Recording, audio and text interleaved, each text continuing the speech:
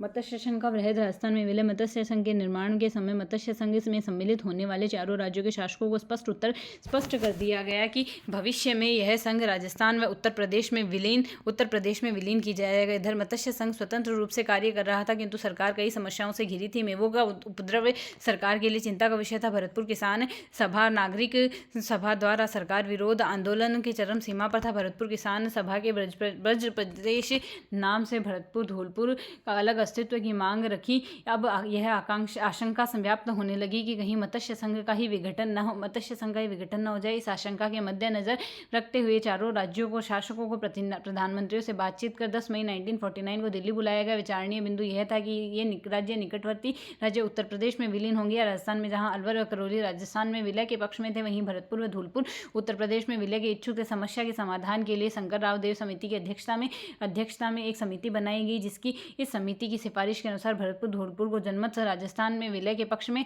था। 15 मई 1948 को मत्स्य संघ राजस्थान में सम्मिलित हो गया था और पंडित हीरालाल शास्त्री राजस्थान के प्रधानमंत्री बने। मत्स्य संघ के प्रधानमंत्री शोभाराम को शास्त्री मंत्रिमंडल में शामिल कर लिया गया। इस प्रकार मत्स्य संघ भी राजस्थान का एक अंग बन गया। सिरोही का प्रश्न। गुजरात के नेता सिरोही स्थित माउंट आबू के पर्यटन केंद्र को गुजरात का अंग बनाना चाहते थे। अब नवंबर 1947 में ही सिरोही को भी उत्तर प्रदेश गुजरात स्टेट्स एजेंसी के अंतर्गत कर दिया गया। 10 अप्रैल 1948 को हीरालाल शास्त्री ने सरदार पटेल को पत्र लिखा है। सिरोही का अर्थ गोकुल भाई के हम राजस्थान को नहीं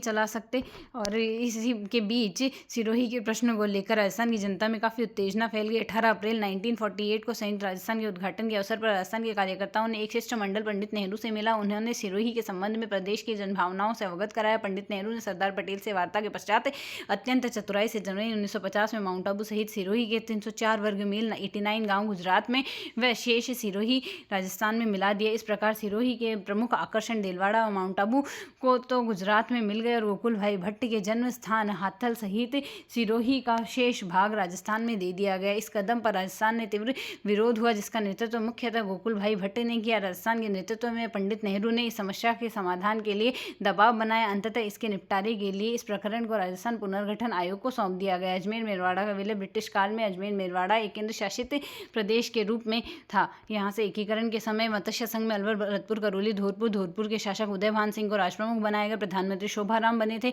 19 मार्च 1948 को तिथि थी। यह द्वितीय चरण यहाँ से संयुक्त राजस्थान संघ कोटा बूंदी झालावाड़ धौलपुर डूंगरपुर बांसवाड़ा प्रतापगढ़ शाहपुरा किशनगढ़ टोंक कोटा नरेश भीम सिंह राजप्रमुख थे। प्रधानमंत्री गोकुल लाल आसवा बने थे। और 25 मार्च 1948 को तीसरा चरण संयुक्त राजस्थान मेवाड़ का विलय हुआ था। इसमें द्वितीय चरण के राज्यों के साथ मेवाड़ था। यहाँ से उदयपुर के मेवाड़ के महाराणा भूपाल सिंह राजप्रमुख बने थे। माणिक्य लाल वर्मा प्रधानमंत्री। 18 अप्रैल 1948 को यह बना। चतुर्थ चरण यहाँ से वृहद राजस्थान। तृतीय चरण के राज्यों के साथ जयपुर जोधपुर बीकानेर व जैसलमेर व लावा ठिकाना था। उदयपुर महाराणा भूपाल सिंह महाराज प्रमुख, जयपुर नरेश राज प्रमुख बने। हीरालाल शास्त्री प्रधानमंत्री बने थे। इसके 30 मार्च 1949 को इसका गठन हुआ। स्थापना में से इसके 5वां चरण वृहद राजस्थान। प्रथम व चतुर्थ चरण के राज्य निमराना ठिकाना सहित बने थे। यहाँ से उदयपुर महाराज भूपाल सिंह महाराज और यह जयपुर नरेश राज प्रमुख बने थे। 15 मई 1949 छठा चरण था वृहद राजस्थान। पंचम चरण के साथ सिरोही आबू व देलवाड़ा को छोड़कर राजप्रमुख गुरमुख निहाल सिंह थे। 26 जनवरी 1950 को 7वां चरण राजस्थान में। षष्ठम चरण के साथ अजमेर माउंट आबू देलवाड़ा सुनेल टप्पा बनाए गए, यहाँ जोड़े गए और 1 नवंबर 1956 को इसका यहाँ से विलय हुआ था। अखिल भारतीय देशी लोक परिषद की राजपूताना प्रांतीय सभा सदैव यह मांग करती रही कि वृहद राजस्थान में न केवल प्रांत की सभी रियासतें वरन अजमेर मेरवाड़ा का इलाका भी शामिल किया जाए, किंतु दूसरी ओर अजमेर कांग्रेस का नेतृत्व इस मांग का विरोध कर रहा था। 1952 ईस्वी के बाद आम चुनाव के बाद अजमेर मेरवाड़ा में श्री हरिभाऊ उपाध्याय के नेतृत्व में कांग्रेस का मंत्रिमंडल बना। चूंकि कांग्रेस का यह नेतृत्व अजमेर को राजस्थान में मिलाए जाने के कभी पक्ष में नहीं था। अतः अजमेर मेरवाड़ा में मंत्रिमंडल के गठन के बाद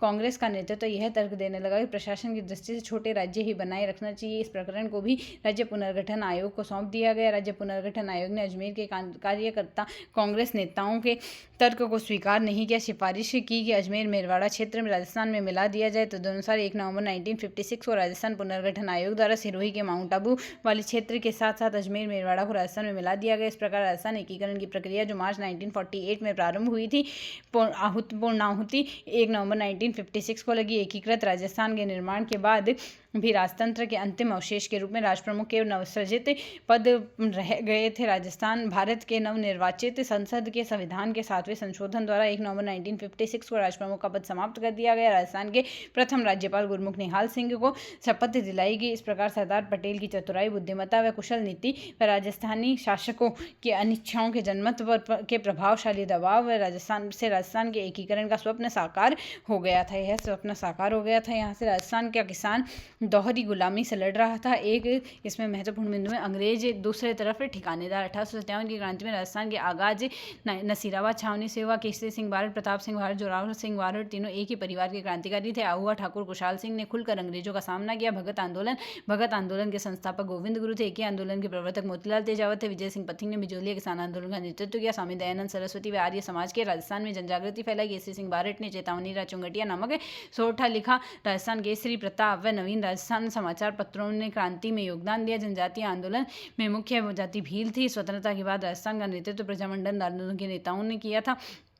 राजस्थान के एकीकरण 7 चरणों में संपन्न हुआ। अलावा कुशलगढ़, निमराना, चिपसिप रियासतें थी। स्वतंत्रता प्राप्ति के समय राजस्थान में 22 रियासतें, 19 स्वतंत्र व 3 चिपसिप थी और अजमेर मेरवाड़ा ब्रिटिश नियंत्रित राज्य था। राजस्थान में रियासतों का एकीकरण लौह पुरुष सरदार वल्लभ भाई पटेल की दूरदर्शिता, कूटनीति व रियासत विभाग के अथक प्रयासों से संभव हुआ है। भारत सरकार ने रियासत विभाग के नियंत्रणानुसार स्वतंत्र भारत में वे ही रियासतें अपना पृथक अस्तित्व रख सकती है जिसकी आय 1 करोड़ रुपये वार्षिक व 10 लाख जनसंख्या 10 लाख से या उससे अधिक हो। राजस्थान के एकीकरण के प्रथम चरण में अलवर, भरतपुर, करौली, धौलपुर को मिलाकर मत्स्य संघ का पूर्ण रूप में पूर्ण किया गया। सबसे बड़ा संघ 9 राज्यों बांसवाड़ा, डूंगरपुर, प्रतापगढ़, कोटा, बूंदी, झालावाड़, किशनगढ़, शाहपुरा और टोंक को मिलाकर संयुक्त राजस्थान नाम दिया गया। वह राजस्थान की राजधानी जयपुर को घोषित किया गया। राजस्थान के सबसे बड़े नगरों का महत्व बनाए रखने के लिए कुछ राज्य स्तर के सरकारी कार्यालय यथा हाईकोर्ट जोधपुर में, शिक्षा विभाग बीकानेर, खनिज विभाग उदयपुर और कृषि विभाग भरतपुर में स्थापित किया गया। मत्स्य संघ के क्षेत्र में जयपुर, भरतपुर व धौलपुर उत्तर प्रदेश के विलय के इच्छुक थे। सिरोही के विलय को लेकर गुजरात व राजस्थान के मध्य मतभेद हुए थे, परंतु राजस्थान की जनता एवं जननायकों के दबाव में के फलस्वरूप सिरोही का विलय राजस्थान में किया गया। राजस्थान पुनर्गठन आयोग की सिफारिशों द्वारा 1 नवंबर 1956 को सिरोही को माउंट आबू क्षेत्र के साथ साथ अजमेर मेरवाड़ा में भी एकीकृत राजस्थान में मिलाकर आधुनिक राजस्थान का निर्माण किया। राजस्थान में क्रांति की शुरुआत कहाँ से हुई? नसीराबाद से हुई थी। अहुआ का संबंध किससे है? अहुआ का संबंध यहाँ से ठाकुर कुशाल सिंह से।